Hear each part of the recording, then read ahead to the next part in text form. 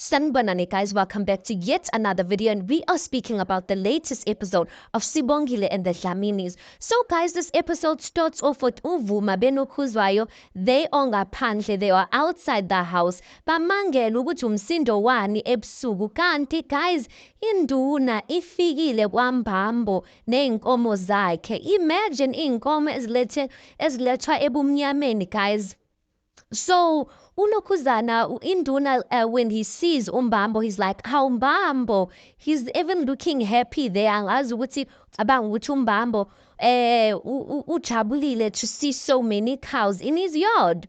Ukhuzwayo looks at uVuma, he's like, yinduna he lo muntu uyazi ukuthi yambona-ke ukuthi uyasazi isitori sakhe, wazi kahle ukuthi ufunani, awubheke nje, bheka Vuma, bheka nje ukuthi iy'nkomo zakhe zinhle kanjani. I'm just like, yazi uKhuzwayo unguthathekile guys. Anyway, uVuma's like, Pho, why ucaba kakhulu eletha iy'nkomo kwaMbambo ngalesi sikhathi? uNokhuzana, uKhuzwayo sesibali lo muntu, if singayilalela kahle nje sibali le ndaba yakhe, as he's speaking like that, induna iyasondela. Induna is like, how? Ngiyakhuleka ekhaya kwaMbambo. uKhuzwayo is like, hey sibali, he's busy smiling there. He's like, how nduna, like uKhuzwayo ungibhore. Unduna's like, Khuzwayo. Ubaba uVuma then says, ungakhuleka uvuse abaphansi, ubize abomkhulu uze ufike ezizukulwaneni sokuqala. Isinqumo sami sisafana nayizolo. Unduna's like, how Mbambo? Bengithi sizokhuluma nje. uMbambo's like, ngizokhuluma nawe ngithini ngalesi sikhathi? Yisikhathi sini lesi oqhuba ngayo iy'nkomo zakho? Yini engizoyikhuluma nawe mina ngingazi ukuthi umntanami uyaphila noma cha? Induna then says, umntanakho uyaphila Mbambo. Angithi ngikutshelini ukuthi umntanakho usezandleni ezifudumele futhi uyanakekelwa. uMbambo goes on to say, hayibo, wakhuluma ngomntanami engathi ukhuluma ngethole, umuntu lona. Unduna zakhe, hawu Mbambo, bengithi uzowehlisa umoya nje namhlanje, ingane yakho iyaphila ikahle nje. Vuma then says, lokho ngukukhola mhla ngabona umntanami engena la emagcekeni akoMbambo athi, sawubona baba, ngiyaphila. Unduna zakhe, hawu Mbambo, sengikuphathela iy'nkomo ezinhle kangaka. Buka nje iy'nkomo zohlobo lezi. uMbambo goes on to say, angizifuni inkomo zakho Cebalikhulu, ngifuna umntanami mina. Induna then says, uthini ngamasiko ethu? Uthini ngamasiko? As he's busy saying it for the second time, ukuthi uthini ngamasiko wethu, uKwenzo aqhamuke. uKwenzo comes, he's like, hey, nduna. Kanti unduna awumuza ubaba ukuthi uthini wena? Uthi ubaba akanandaba ney'nkomo zakho, ufuna indodakazi yakhe lana njengamanje. Lalela wena webaba, yabo, if awungibuyisi uSibongile njengamanje, khona into ezothusa lana, kuzovuka into ezothusa nje. Induna goes on to say, ezothusa mina ngiyinduna yala eXhobo. Mfana, wabale kahle amagama akho, ngiyakutshela wena. uKwenzo is like, webaba, yabona if uSibongile awumbuyisi la ekhaya, uyomela ukuthi ukhohlwe nge-Emkhazini factory la eXhobo. Ayibo, induna like, hey, i-Emkhazini factory ngesikhathi yavalwa ngayo, abantu baseXhobo bebephila ngani? Ucabanga ukuthi abantu bala eXhobo baphila ngawe? Yabona mfanami, uma nje wazama nje ukwenza into engasile, uyongibona ukuthi ngingubani mina, ngiyakutshela-ke. Then he looks at la madoda afike nawo, he's like, madoda, asithatheni okongokwethu simuyelene emuva. He looks at uKwenzo, he's like, ngikubhekile wena. Then that scene ends like that. Guys, ibizwa kabi, like, how can induna ifike ney'nkomo ebusuku, guys? Like, what is this? Like, next scene we see uNomfundo. She is at uSamke's place. Kusho ukuthi uNomfundo useXhopo, guys. She is there to give some sort of moral support for le ndaba kaSibongile. So uNomfundo is at uSamke's house. uNomfundo is like, yazi ibolile induna, ibolile. Yindoda enjani ngempela evele ithwala ingane yomuntu. Ithwala ingane yomuntu nje ihambe nayo nje kanjalo. uSamke is like, yazi into engidinayo ke ngale ndoda. Yazi ngifisa ukuthi ngingambona ngimqonde ngqo. uNomfundo uzathi nca. Angazi ukuthi intanga zakhe uzisabani. Ziphi intanga zakhe vele ngempela. Then uSamke is like, well, uyinduna after all. Kodwa mina into engidinayo yikuthi bahlukumeza usiko lwethu. uNomfundo is like, Nkosi yami, ngifisa uSibongile la ekhoyo. Hayi, kodwa nje uNkulunkulu uzomvikela angacabangi kakhulu. Kodwa yazi Samke le nduna ngitshele idinga ukutshelwa ukuthi lana, like, it's not u-1925 u-2025 lona, like akonziwa kanje ngo-2025.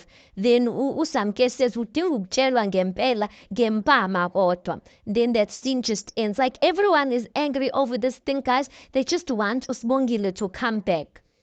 Next scene, we see uKwenzo, guys. He is driving a van and he is going to the Nduna's house, guys. He gets there, he parks his car, and then he gets to the gate. So as he's getting to the gate, obviously, indawo yeNduna, there's guys, the security guards, abakadile laphayana. So as uKwenzo is approaching the gate, uGayi ke kusho ukuthi usebenza laphayana, ungunogada or something like that. He says to uKwenzo, wensizwa ngingakusiza. uKwenzo says, ya baba, igama nguKwenzo, ngifuna uSibongile ngaphakathi lana. uGayi is like, uSibongile. uKwenzo is like, ungizwe kahle mfethu, ngifuna intombi yami la ngaphakathi uSibongile. uGayi is like, induna ibisithathile ke isinqumo. As he's speaking like that, uKwenzo is like, lanena lana ngikutshele webhuti, anginandaba ukuthi induna yakho itheni, uyezwa? Anginandaba. That time as he's speaking, he's banging the gate because lo guy akalivulanga igate. uKwenzo's banging, he's hitting the gate. Then the guy comes out. Aphumele ngaphandle, he closes the gate. uGayi then says kuKwenzo, lalela lawe mfana. That time he's pushing uKwenzo's head. He's like, ngathi sizoba nenkinga lana. Yabona, if awukwazi ukuthi uzothini lana, shaya ishopha sakho, ungene emotweni yakho, uphume uphele lana. uKwenzo's like, lalela, wesigora ke. And ngempela, guys, uGayi usigora naphayana, but listen, uKwenzo's here to fight for his thandwa sakhe.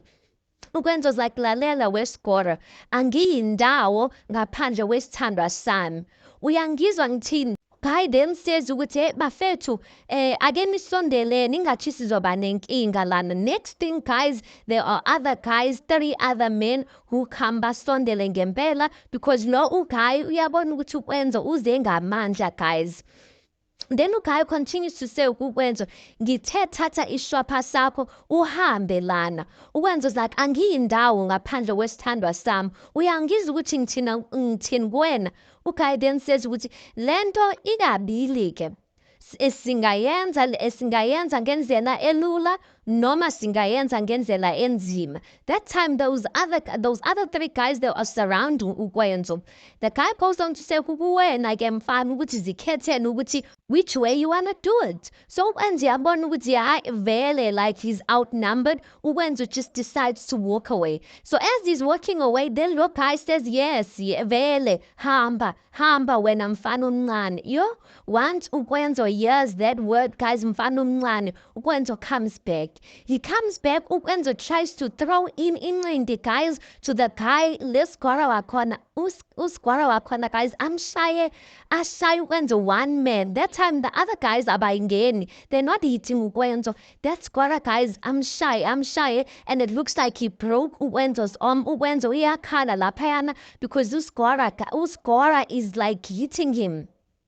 Then lowest 2 omunye umfana as low kala is hitting uKwenzo. Lo omunye is like, shaya lesinaye mshaye. That time they are punching uKwenzo, guys. They are choking him. I'm like, yo. Then they take an ad break. Next scene we see ukwenzo uphansi, guys, is on the floor, uyakhala, ukhohlela igazi naphayana. It's bad. No guy goes on to say, wemfana, ngikukhuzile njalo. Wangafuni ukuthi ungizwe ngalento engikuxwayisa ngayo. Uyazibona manje ukuthi unjani, yeah? That time ukwenzo is uyakhala, guys, uzama ukuphakama kunzima because bamshayile. The guy goes on to say ukuthi kunjani makunje. Okay, ukwenza goes on to say, shuthi vele lana into enijwayele la eqobo, he? That time, guys, his mouth is full of blood, kodwa usabhizi ukwenza uyagoloza laphayana. He goes on to say, nihlasela abafana abancane kodwa nizibiza ngamadoda. Yo, uKai goes on to say, khuzeka mfana, khuzeka. Ukwenzo goes on to say, lalela bafana bami, ningabafana nina, angiyindawo ngaphandle kwaSibongile. As he's speaking like that, remember guys, uSibongile ungaphakathi, and uSibongile, she's been taking care of this other girl who looks like she's uSibongile's age as well. The girl that I said ukuthi angazi ukuthi naye uthwelwe or what's going on with her. But she is ukamanje or pete ibhakede on top of her head. But she's inside of the yard and we are ruler. And she sees Ukwenzo on the floor crying there and she's wondering ukuthi ayibona wenzakalani lana. So then uKai number 2 one of the scorer guys goes on to say, hey wena, yini inkinga yakho velo siphukuphuku ndini? Ufuna ukuthi abantu nami bedlula ukuthi bathi siyakuhlukumeza? Ukwenzo goes on to say, anginandaba, mina ngifuna uSibongile, angiyindawo ngaphandle kwaSibongile lana. The guy then says ukuthi lalela la mfanami, namhlanje uzohamba ufundile ukuthi amasiko wabantu ayahlonishwa. Induna isinqumile ukuthi uSibongile uyamthwala. uSibongile is no longer yours. Lokhu ke ungenise la ekhanda lakho, siyezwana? Then lo omunye umfana then says ukuthi madoda sambeni. Then they leave Ukwenzo. As they're getting into the gates, Ukwenzo's like, puti ngiyacela. Ukwenzo uhluleka nokuphakama, guys. That's how he could ngendlela ashawe ngayo. Ukwenzo's like, puti ngiyacela. Uyakhala laphayana, guys. He's trying to get up. Ngiyacela puti, ngiyacela ningasithathi isithandwa sami, puti ngiyacela. Then that scene just ends like that. Then next scene we see uNelly benomkhize. They are sitting kulela khishi labo Nelly.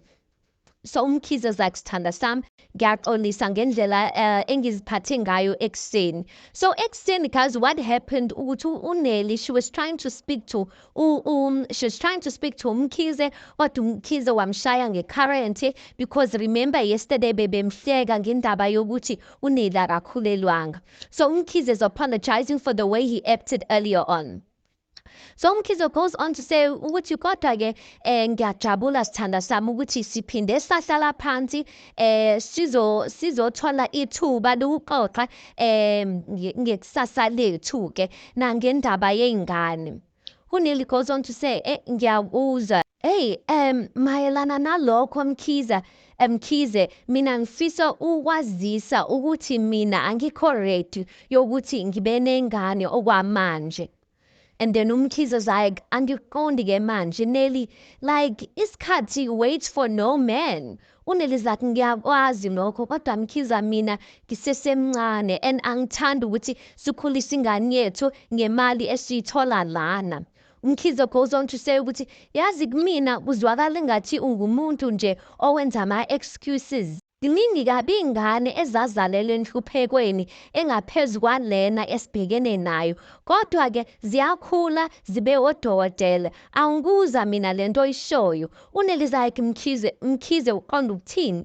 Ngingudokotela mina, angithi uyazi ukuthi mina ngikhulele enhluphekweni. Ufuna ukuthi nengane yethu ikhulele enhluphekweni? Mkhize mina like angikho ready nje ukuba nengane. Umkhize's like, yazi you could have just ungithumela umyalezo u-SMS efonini yami then ukuthi ungihambise yonke le ndlela uzongitshela lento ongitshela yona.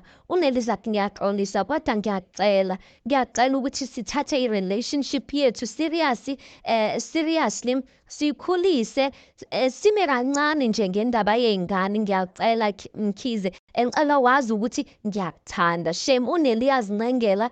Mkhize, guys, he did end up understanding ukuthi uNelly doesn't want a child and he's willing to wait. And that's the beauty of having a partner who loves you. Anyway, next scene girl, we see uSibongile usekamereni lakhe. She's walking up and down angazi ingathi like she could feel ukuthi khona into engekho right because she doesn't know what's going on. But anyway, she is pacing the room ingathi akekho right. And then uGeli ke this girl olokhuzana obone uEnzo, she comes into the room. She's like, Sibongile. uSibongile is like, indaba wenze njani? uGeli is like, uEnzo. uSibongile is like, wenzeni uEnzo? uGeli zathi ngibone uKwenzo bemhlanganela bemshaya. uSibongile is like, bemhlanganyela. Hayibo, uSibongile walks towards the door. uGeli is like, Sibongile, mama kancane Sibongile, uyakwazi ukuthi like awuvumelekanga ukuthi uphume na uyakwazi lokho. Sibongile ima asihlale phansi. uSibongile guys ahlale phansi ngempela. uSibongile is like, ima khona umsizile khona bamsizile uKwenzo. uGeli is like, cha abekho. Then moments later, guys, we see uGeli no Sibongile, they are swapping clothes. In that Sibongile, they are planning a getaway. uSibongile is gonna run away because the girl, Limpahla Bekashigqokile, she's giving uSibongile and uSibongile is giving the clothes she was wearing to uGeli. So uGeli is telling uSibongile, manje siyayenza ngempela lento. uSibongile is like, ayikho enye indlela esingenza ngayo. Kodwa Ketho, ngiyabonga kakhulu, ngiyakuthembisa ukuthi ngeke ngize ngikhohlwe ngalento ngiyenzela yona. Kusho ukuthi uGeli ke igama lakhe uKetho kuhle, but anyway uSibongile called her Ketho. uKetho goes on to say, lalela, mena uqaphele Sibongile, whatever you do, don't stop for anyone. Uyangizwa? As bekhuluma kanjalo, then khona omunye umama laphandle engathi ukhuluma nomunye umama. She's busy saying ukuthi ngiyeza yabo ngisayo-check umakoti. That time bayeza ukuthi lo mama uzongena la ekamereni labo. uSibongile quickly jumps into the bed. So no mama angene athi makoti. Then uKetho says, ma, usho ukuthi uKetho, guys, she is as young as uSibongile. Naye ke she's a makoti. Usho ukuthi bamthwele because I'm like, this child is young.